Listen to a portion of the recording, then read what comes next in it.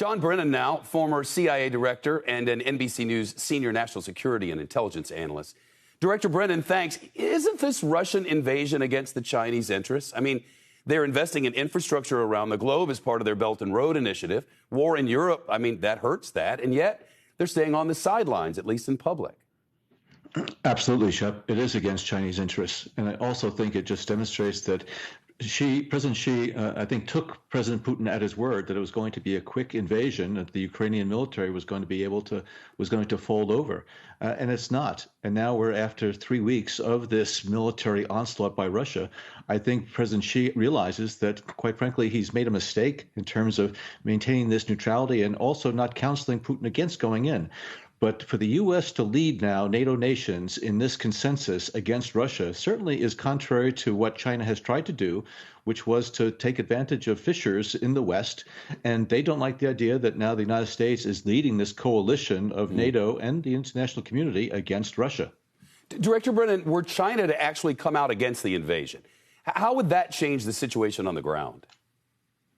Well, I don't think it would change much, but also I think it's very important for that in international fora, like in the United Nations. China does have a very important voice, especially in the Security Council. And so therefore, I think it's important to be able to have this international coalition, even to include China, that is going to signal to Russia and to the Russian people that this is a war that is not justified in any regard.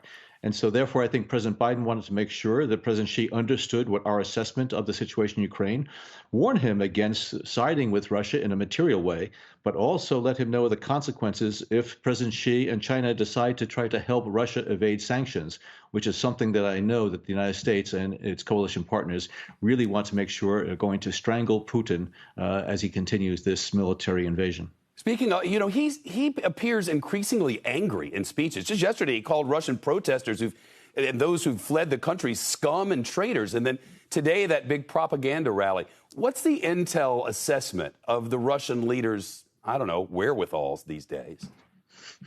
Well, I think he has made a very bad strategic miscalculation. And so I think he's very fearful right now. He's feeling humiliated.